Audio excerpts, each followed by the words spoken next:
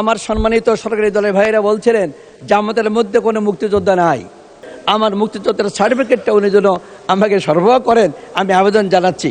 প্রতিমন্ত্রী একজন বলেছেন যে মাননীয় স্পিকার, যে আমরা নাকি অমুক্তিযোদ্ধা, আমরা নাকি জুলাই বিপ্লবের সঙ্গে একমত ছিলাম না, আমরা নাকি যে জান্নাতের টিকিট বিক্রি করেছি ইত্যাদি ইত্যাদি। মাননীয় স্পিকার একটু আগে সংসদে আলোচনা হয়ে গেল, আমার সম্মানিত সরকারি দলের ভাইয়েরা বলছিলেন জামাতের মধ্যে কোনো মুক্তিযোদ্ধা নাই। মাননীয় স্পিকার, আমি এই সংসদে 91-এ এমপি ছিলাম, 2001 এমপি ছিলাম। ওই সময় যারা ছিলেন তারা সকলে জানেন আমি মুক্তিযোদ্ধা।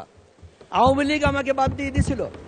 আমার অত্যন্ত শ্রদ্ধাভাজন মেজর হাফিজ বিক্রম সাহেব বর্তমান স্পিকার, তিনি নিজেই আমি না বলতেও স্বীকার করেছেন যে না, গাজী নজরুল ইসলাম, আমি রণাঙ্গনে তাকে দেখেছি, তিনি মুক্তিযোদ্ধা ছিলেন। আজকে তখন 7.5 কোটি লোকে জানতো, আজকে 18 কোটি লোক জানলো স্পিকার সাহেব মহোদয়ের মাধ্যমে যে আমি একজন মুক্তিযোদ্ধা।